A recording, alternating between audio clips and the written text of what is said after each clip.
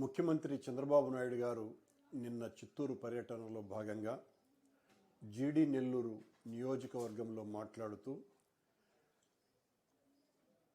YSR Congress party వలన సర్వనాశనమైపోయిందని, ఆ party వాళ్లకు మేలు చేస్తే పాముకు పాలు పోసినట్టేనని మాట్లాడడం జరిగింది. ఎంత అన్యాయంగా ఉంది అంటే ఈ మాటలు మాట్లాడడము, ఎవరైనా తెలుగుదేశం పార్టీ నాయకులు వైసీపీ కాంగ్రెస్ పార్టీకి సంబంధించినటువంటి కార్యకర్తలకు సహాయం చేస్తే పాముకు పాలు పోసినట్టే, అంత నీచులు దుర్మార్గులు అన్నట్టుగా వైసీపీ పార్టీని గురించి ఆయన మాట్లాడడం జరిగింది. 9 నెలలు అయ్యింది ఆయన అధికారం లేకొచ్చి.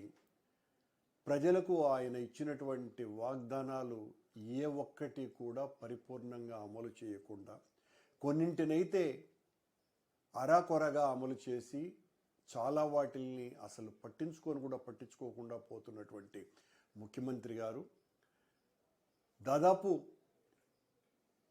2.5 లక్షల కోట్లకు పైగా పేద ప్రజలకు డబ్బులు పంచినటువంటి వైసీపీ నాయకత్వాన్ని, ముఖ్యంగా జగన్మోహన్ రెడ్డి గారి నాయకత్వాన్ని పనిగట్టుకొని విమర్శించడాన్ని తీవ్రంగా వ్యతిరేకిస్తున్నాం.